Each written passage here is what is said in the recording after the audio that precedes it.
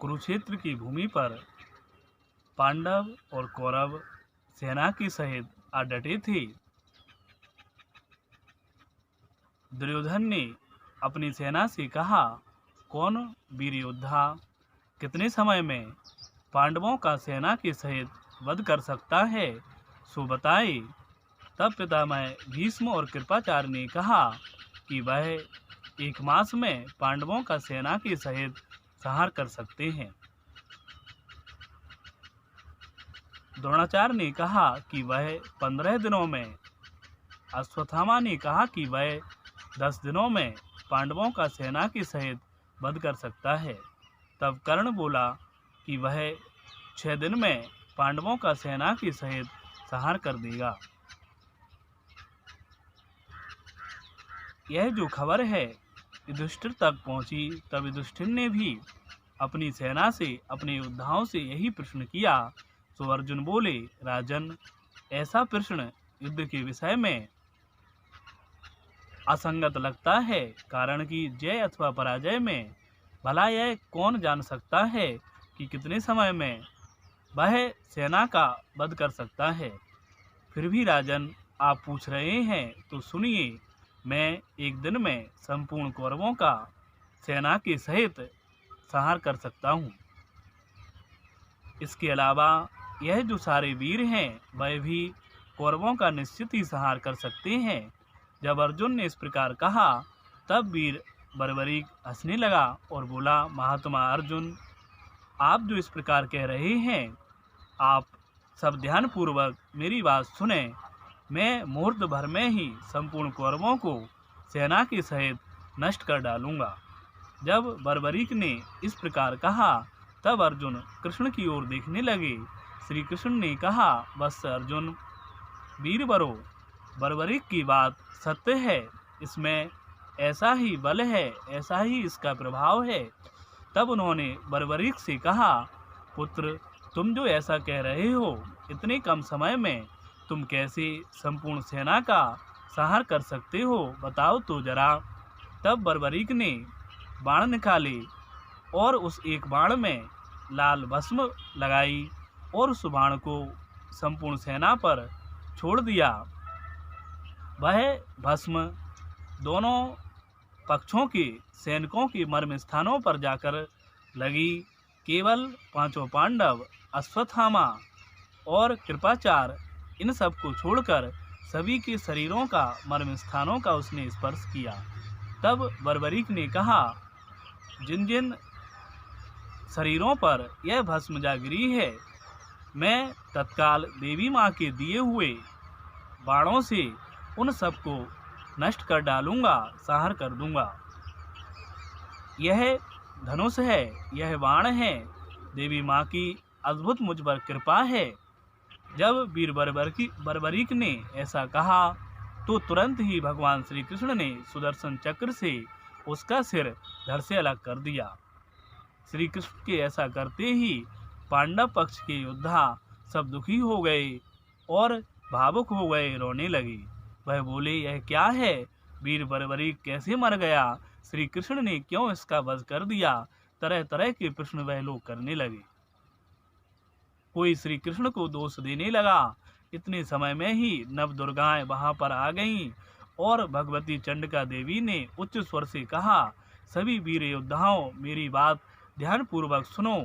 यह जो श्री कृष्ण है साक्षात परमात्मा है, इन्हें दोष देना व्यर्थ है। यह एक पूर्व कथा है, मैं उसे सुनाती हूँ। देवलोक में सुमेरु पर्वत पर सभा लगी हुई थी। उस समय सारे देवता वहां एकत्रित थे। यह धरती माता उनके पास गई और बोली कि आप सब दुष्टों के भार से मुझे हल्का करें, मेरे भार को उतार दें। सो ब्रह्मा जी ने भगवान नारायण से प्रार्थना की कि आप ही धरती पर अवतार लेकर इसके कष्टों को दूर करें। इतने में ही सूर्यवर्चा नाम का यक्षराज बड़े गर्व से बोला कि मेरे रहते हुए यह देवता धरती पर अवतार लें और दुष्टों का संहार करें। यह सब करने की जरूरत नहीं है, मैं अकेला ही अवतार लेकर संपूर्ण दुष्ट राजाओं का संहार कर डालूंगा और इस धरती को, इसके जो भार है उसे हल्का कर दूंगा।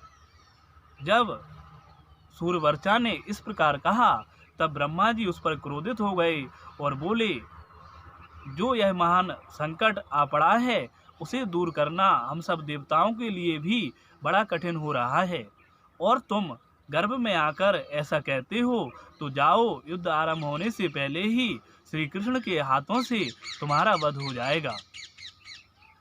जब ब्रह्मा जी ने इस प्रकार का श्राप दिया तब बर्बरीक जो सूर्यवर्चा था उसने कहा कि भगवान, जब मेरी मृत्यु आपके हाथों से होना निश्चित है, मेरा वध होना ही है, सो भगवान मैं आपसे एक प्रार्थना करता हूँ, मुझे जन्म लेते ही उत्तम बुद्धि दो, जिससे कि मेरा परम कल्याण हो, मुझे मोक्ष की प्राप्ति हो।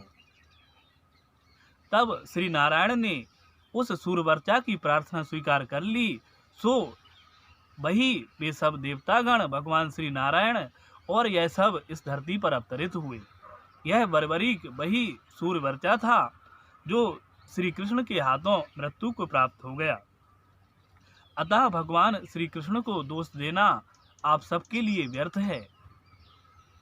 जब देवी ने इस प्रकार कहा तब श्री कृष्ण ने राजागणों से बोले, देवी ने बर्बरीक के विषय में जो कहा है वह सत्य है।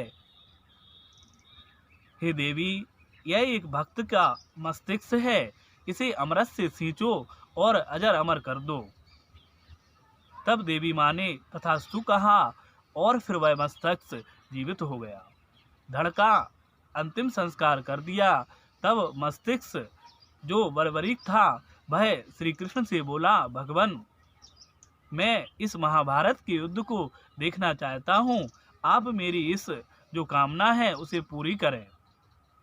तब श्री कृष्ण बोले, वीर बर्बरीक, जब तक यह सूर्य, चंद्रमा और तारागण रहेंगे तब तक तेरी धरती पर पूजा होती रहेगी। तू देवियों के द्वारा पूजित होगा। सो इस पर्वत शिखर पर जाओ, तुम संपूर्ण महाभारत युद्ध को देख सकोगे। और श्री कृष्ण ने उसे अपना उत्तम नाम दिया जो संसार में खाटू श्याम से प्रसिद्ध हुआ। वह जगदम्बा आदि शक्तियां भी अंतर ध्यान हो गईं और फिर इसके बाद महाभारत युद्ध शुरू हो गया। शुरू होने से पहले श्री कृष्ण ने अर्जुन को दिव्य ज्ञान दिया जो संसार में गीता ज्ञान से चर्चित है। जब यह युद्ध पूरे 18 दिनों तक चला, इस युद्ध में अंत में पापी दुर्योधन भी मारा गया। तब राजसभा में युधिष्ठिर राजागणों के साथ भाइयों के साथ बैठे हुए थे। सो युधिष्ठिर ने श्री कृष्ण को प्रणाम करके कहा, हे पुरुषोत्तम, इस युद्ध रूपी सागर से आपने हमें पार लगाया है। वास्तव में आपकी महिमा अनंत है, हम बार बार आपको प्रणाम करते हैं। जब युधिष्ठिर ने इस प्रकार कहा तब भीम को बुरा लगा और बोले, राजन, आप बार बार कृष्ण की बड़ाई करते हैं, मुझे भूल जाते हैं। मैं भीम हूँ, मैंने सभी कौरवों का वध किया है। यह अर्जुन है, यह सात्विकी आदि वीर हैं, इन सबका आप अपमान क्यों करते हैं? तब अर्जुन को यह बुरा लगा। अर्जुन ने कहा, भाई भीम, आपको अभी कृष्ण के बारे में जानकारी नहीं है, यह परमात्मा है। मैंने युद्ध के समय देखा है, एक पुरुष आगे आगे चलता है और वही शत्रुओं का संहार करता है, मैं तो निमित्त मात्र हूँ। सो भीम हंसकर बोले, भाई तुम्हें भ्रम हो गया है, यह सत्य नहीं है। चलो हम उस पर्वत शिखर पर चलें और पुत्र बर्बरीक से पूछें, वही उसने संपूर्ण युद्ध को देखा है, वह सत्य सत्य बतावेगा। तब सभी पांडव श्री कृष्ण के साथ बर्बरीक के पास आए और बोले, बताओ इस युद्ध में वीर कौन है, किसने ज्यादा वीरता का परिचय दिया है? तब बर्बरीक हंसने लगा और बोला, मैंने एक पुरुष के अलावा किसी को नहीं देखा। उस पुरुष के एक ओर 5 सिर थे, 10 भुजाएं थीं, दूसरी ओर एक मुख था और 4 भुजाएं थीं। एक ओर सुंदर जटाजूट शोभा पा रहा था, दूसरी ओर मस्तिष्क से मुकुट से झिलमिला रहा था। एक ओर सुंदर नागराज शोभित थे तो दूसरी ओर कौस्तुभ मणि थी। इस प्रकार उस पुरुष का मैंने दर्शन किया, वह श्री कृष्ण ही थे। जब बर्बरीक ने इस प्रकार कहा तब आकाश से पुष्प वर्षा होने लगी, ढोल नगाड़े बज उठे, आनंद उत्सव छा गया। तब भीम लज्जित हो गए और श्री कृष्ण से बोले, मैंने जन्म से लेकर अब तक जो भी अपराध किए हैं, जो भी पाप किए हैं, उन सब के लिए हे कृष्ण, हे पुरुषोत्तम, मुझे क्षमा कर दो। मैं मूर्ख हूँ, अनजान में मुझसे ऐसे अपराध हो जाते हैं। तब श्री कृष्ण मुस्कुरा दिए और बोले, अच्छा जाओ, मैंने तुम्हें क्षमा किया। तो इस प्रकार से इस कथा में बर्बरीक की महिमा है। उसने संपूर्ण युद्ध को देखा, पुरुषोत्तम श्री कृष्ण के दर्शन किए, उनके विराट स्वरूप को देखा। यही बर्बरीक वर्तमान में खाटू श्याम से चर्चित हैं, सर्वत्र इनकी महिमा है। सो ऐसे बाबा बर्बरीक के चरणों में मैं शीश झुकाता हूँ।